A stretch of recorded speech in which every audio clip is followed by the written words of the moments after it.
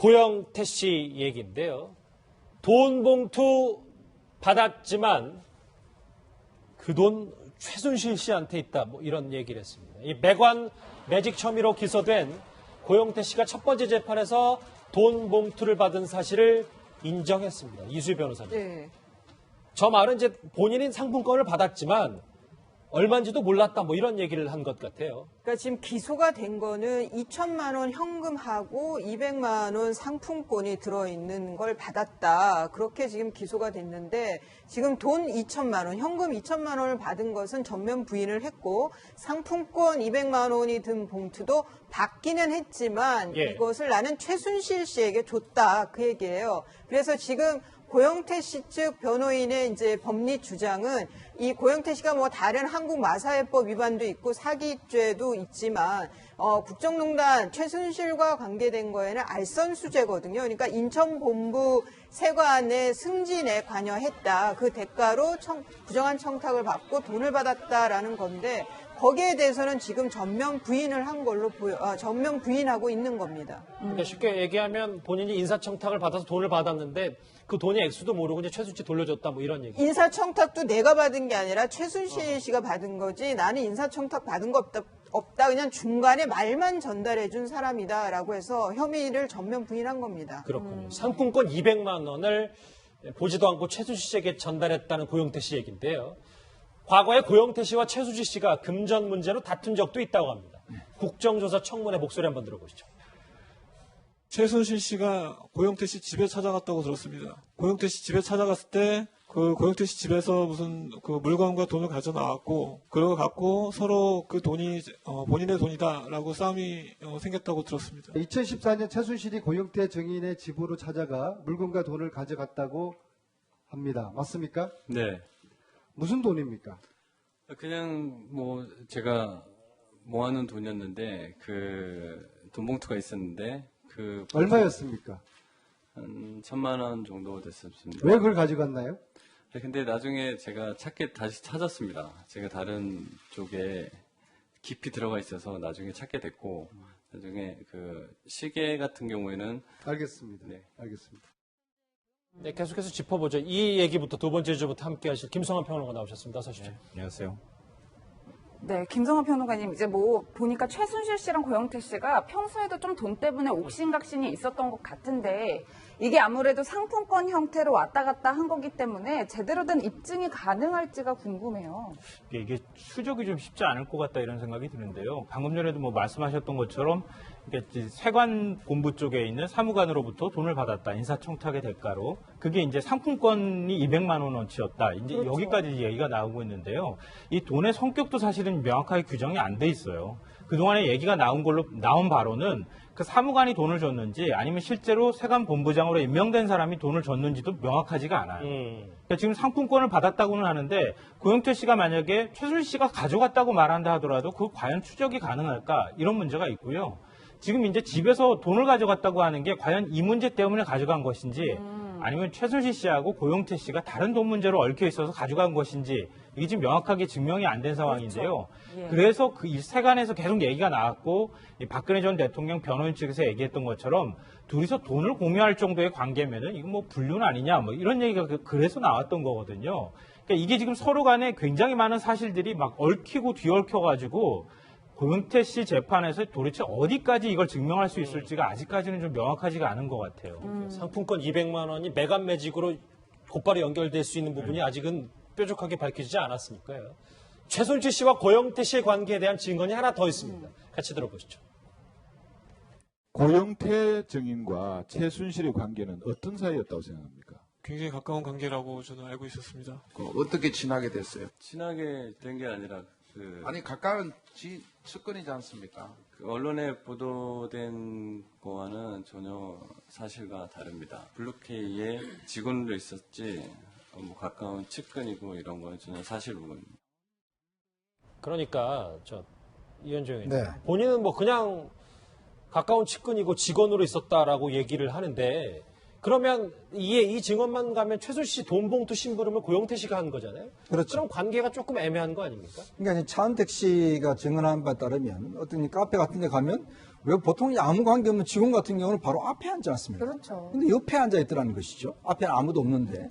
그런 걸 보면 우리가 직감적으로 좀 느끼는 게 있지 않습니까? 두 사람 관계가 뭐 보통 관계는 아니다라는 심상치 않은 관계라는 걸 이제 직감 느끼고 있는데 아마 차한택 씨도 이제 그런 걸 느꼈던 것 같아요. 그래서 두 사람이서 뭔가 굉장히 가까운 사이다라는 걸 느꼈고 이 돈을 맡긴다는 거죠. 돈 심부름 한다는 거는 정말 측근이 아니면 하지 않는 게 바로 이 돈 심부름입니다. 그러니까 그렇다고 볼 때 지금 현재 뭐 돈과 관련해서 지금 아마 이제 최순 씨가 이제 우리가 고영태 집에 가서 돈을 찾아가는 걸 하려고 했던 게 과연 그 돈이야 이제 과연 그 돈이야 이는 뭐 아직까지 논란이 있지만 어떤 면에서 보면 고영태를 통해서 돈 심부름을 시켰다는 거는 뭐 사실인 것이잖아요. 그렇다고 한다면 굉장히 고영태를 신뢰했다는 것이고 그 속에서 이제 고영태가 뭔가 이 돈 심부름에서 이제 어떤 그 최순실의 어떤 영을 어겼던 이제 그런 측면이 나타났기 때문에 두 사람 관계가 상당히 좀 멀어졌던 게 아닌가 이런 추정을 해볼 수가 있는 것이죠. 예, 이수희 변호사님 사실 이번 사건에서 재판부가 두 사람의 관계에 대해서도 집중을 할 것 같은데 기존에는 뭐 가방을 파는 자와 손님일 뿐이었다 이렇게 주장을 했다가 보니까 돈 심부름까지 했단 말이에요. 그럼 재판부가 좀 다르게 볼 수도 있는 건가요? 그러니까 이제 그 고영태 씨가 지금 알선수재라는 그 이 죄 자체가 공무원의 직무에 속하는데 자기가 개입이 돼가지고 돈을 받았을 때 되는 일이거든요. 근데 이제 인천본부 세관과 인천 세관본부하고 관련된 일이었기 때문에 이거는 공무원의 직무에 속하는 거죠. 근데 이 인사청탁이 있었느냐? 그리고 그 대가로 돈을 받았느냐 이게 관건인데 지금 200만 원에 대해서는 인정을 했어요. 다만 최종 계좌에 그랬는데 입금은 됐는데 그 어디서 난 돈인지를 고영태 씨가 지금 제대로 해명을 못 하고 있으니까 검찰 쪽에서는 이 돈이 그 돈이 아닌가. 그러면 아마 이 인사청탁을 했던 사람 중 누군가가 지금 증인으로 이제 또 출석 예정인데요. 돈을 줬다는 거는 인정을 한 것 같습니다. 그런 진술이 있는 것 같아요. 그러다 보니까 액수도 지금 한 2천만 원이 일치하는 것 같고 그러다 보니까 지금 그 돈이 그러니까 인사청탁을 하면서 받은 돈이 아니냐는 게 검찰 측의 주장 입증인 거고 고영태 씨는 그 돈은 아니다. 난 돈 받은 게 전혀 없고 이 2천만 원은 내가 마련한 돈이다라는 건데 이것도 일종의 뇌물죄예요. 알선수재가. 이런 경우에는 준 사람은 줬다고 얘기해도 받은 사람이 난 받은 게 없다라고 했을 때는 검찰 쪽에서 입증을 더 구체적으로 해야 되거든요. 그런 면에서는 지금 고영태 씨가 이렇게 전면 부인으로 나오는 상황에서 검찰에서의 이 합리적 의심 없는 입증 그것이 쉽지는 않아 보입니다. 그런데 통장에 거래 내역도 찍혀 있고 준 사람이 줬다고까지 얘기를 하는데 더 다르게 입증해야 될 방법이 있는 건가요? 그게 이제 뭐 다른 그 돈 주고 받는 사건들에서 제일 큰 문제인데요. 그러니까 이 돈을 줬다는 사람의 그 진술이 일관성이 있고 구체적이어야 하고 그리고 그 사람이 2천만 원을 마련했을 때는 어디선가 나온 돈이 있을 거 아니에요. 그 일자하고 이 고영태 씨 계좌에 입금된 때하고 이런 시간이라든가 이런 것들이 잘 맞아 떨어져야 되는데 그거는 좀 더 그 재판 진행되는 걸 봐야 될 것 같습니다. 이게 지금 굉장히 검찰이 발표하거나 이런 내용들을 보면은 좀 이상한 점이 있어요. 그게 뭐냐면은요. 이게 2천만 원이라고 하는 액수가 나온 게 김수현 전 고은기획 대표가 그 제출했다고 하는 이른바 고영태 파일이라고 하는데 그 녹취 내용이 나오거든요. 거기서 숫자 2천만 원이라는 게 나왔던 거예요. 지금 이제 상품권 2천만 원은 실제 돈이 건네지면서 상품권 형태로 200만 원어치가 들어왔다 아니다 이런 논란을 벌이고 있는 것이고요. 근데 검찰이 그 이후에 얘기한 걸 보면 맨 처음에는 2천만 원이 들어왔는데 그게 어떻게 주변을 통해서 맨 처음에 200만 원이 들어왔는데 주변을 통해서 이게 2천만 원으로 돈이 불려진 것을 확인했다. 이렇게 얘기를 하고 있어요. 10배가 뛰었다고요? 10배가 지금 부풀려진 상황이 돼버린 거예요. 그럼 초기에 200만 원이 들어왔는데 2천만 원이 됐다고 하는 걸 얘기하는 걸 보면 초기에 검찰이 밝힌 것이 계좌에서 확인했다고 하는 내용이 직접 고영태 씨의 계좌에서 확인한 게 아니고 다른 사람의 계좌에서 확인했던가 아니면 녹취 파일에 나오는 2천만 원을 근거로 그냥 언론에 발표한 것은 아닐까 이런 생각이 든다는 거고요. 만약에 그 돈이 200만 원이 2천만 원으로 불려졌다고 하는 게 도대체 어떤 과정을 통해서 불려졌는지 또 그게 무슨 둔갑수를 발휘하는 것도 아니고 고영태 씨는 지금 구속 상태에 있기도 하고 그런데 도대체 2천만 원이 어떻게 만들어진 돈인지도 확인이 필요한 상황이라는 거죠. 다시 정리를 해서 말씀드리면 애초에 검찰이 밝힌 게 뭔가 확실한 물증을 가지고 밝힌 게 아니었을 수도 있겠다. 혐의라고 하는 게. 이게 지금 약간 아리송하고 이상한 상황이 돼버린 거 아닌가 싶어요. 일단 고영태 씨는 2천만 원 본인 받은 적 없다 이렇게 알선수재 관련해서 의혹 관련해서 얘기를 하고 있어요. 근데 어제 좀 한 가지 흥미로웠던 포인트가 이수 변호사님. 예. 고영태 씨가 본인의 직업을 가방 도소매 및 디자이너, 그러니까 가방 디자이너라고 얘기를 했습니다. 예. 아마 뭐 그 가방, 대통령의 가방을 만들고 판매했던 사람이라는 데 대한 자긍심이 있는 걸로 보입니다. 뭐 저걸 그 직업으로 물은 걸, 직업으로 대답을 한 걸로 봐서 보통은, 지금 하는 일이 없을 때는 무직이라고 얘기를 하는데 좀 고영태 씨의 저런 면은 좀 이렇게 공명심 같은 거 뭐 이런 거에 좀 그런 걸 추구하는 성격이 있지 않나 이런 좀 생각을 하게 만드는데 그리고 또 출두할 때 옷도 이제 와이셔츠 차림으로 이제 사복 차림으로 등장을 했죠. 뭐 고영태 씨가 좀 약간 이렇게 슬쩍 미소를 띄우는 모습들도 이렇게 보였었는데 첫 재판 때는 예. 본인이 아직 본인이 여전히 최순실 게이트의 문을 연 사람이 나라는 그런 나름의 자긍심을 갖고 있는 게 아닌가 하는 생각이 듭니다. 예, 이수희 변호사님 사실 고영태 씨 첫 재판뿐만 아니라 박근혜 전 대통령 재판도 지금 조용할 날이 하나도 없는 게 어제는 방청객 한 분이 손을 들고 뭐 질문을 했다 뭐 이런 얘기가 있어요. 그러니까 이제 박근혜 전 대통령 재판에서 이제 이게 번호표를 뽑아가지고 이렇게들 들어와서 이제 보는 관람들을 하시는데 이분들이 청중이라고 할 수도 없고 예, 방청객이잖아요. 방청객 분들이 이게 박근혜 전 대통령이 출입을 할 때 뭐 일어나서 뭐 힘내라고 하기도 하고 뭐 이렇게 좀 그런 게 법정에서는 사실 그러면 안 되겠던 그게 일종의 소란행위거든요. 그런 걸 계속 재판부에서 경고를 했었는데 어떤 여자분은 또 딸이라고 주장하면서 뭐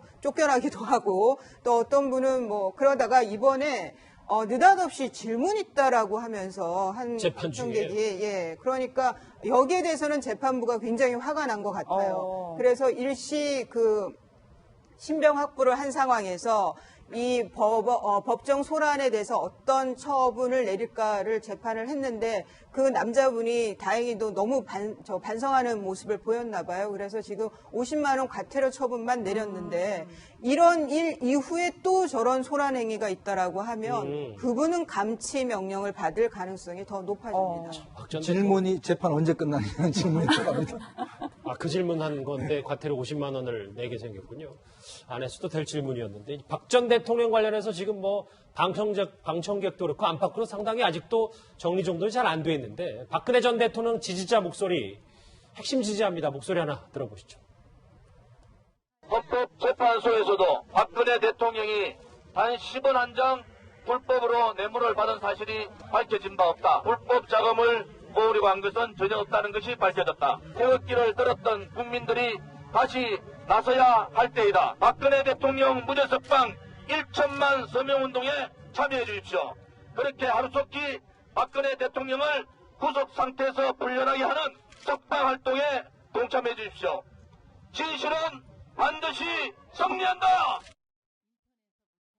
조원진 의원을 필두로 한 내일 박 전 대통령 핵심 지지자들이 무죄 석방 촉구하는 대구에서 태극기 집회까지 예정돼 있다는데 그런데 이제 방금 전에 저 자막도 나가고 있습니다. 그거보다 새누리당 당사가 지금 압수수색 지금 저기는 아니고요. 자유한국당이 아니라 새누리당 당사가 지금 압수수색을 경찰에 당하고 있다고요. 예, 우리가 그냥 태극기 집회라고 명명을 했죠. 할 때마다 어쨌든 돈을 모금을 했습니다. 그 집회를 들어가는 비용들을 위해서 모금을 했는데 그 모금이 정확하게 액수가 얼마고 어떻게 사용이 됐고 이런 결산이나 보고가 전혀 없었던 것 같아요. 그러다 보니까 당내에서 그 돈의 사용처와 관련해서 분란이 일어났고 횡령이다 어떻게 됐다 이런 싸움들이 계속 있었던 것 같습니다. 그러다 보니까 이 돈에 대한 불법 모금 또는 횡령 이런 혐의로 서로가 이제 고소고발하고 불신하고 이러다 보니까 결국은 압수수색을 통한 수사에 지금 들어가게 된 겁니다. 결국 이제 수사를 해보면은 누구의 주장이 맞는지 드러나겠죠. 어쨌든 이제 이런 대형 집회에서 보면은 자주 모금 행위가 있는데 그러면 그 집회 때마다 얼마가 모금이 됐고 그 돈은 어떻게 처리가 됐고 하는 이런 결산이 정확하게 보고가 돼야 되는데 태극기 집회 동안은 이게 제대로 안 됐습니다. 그러다 보니까 이런 대형 사고가 지금 터진 거죠.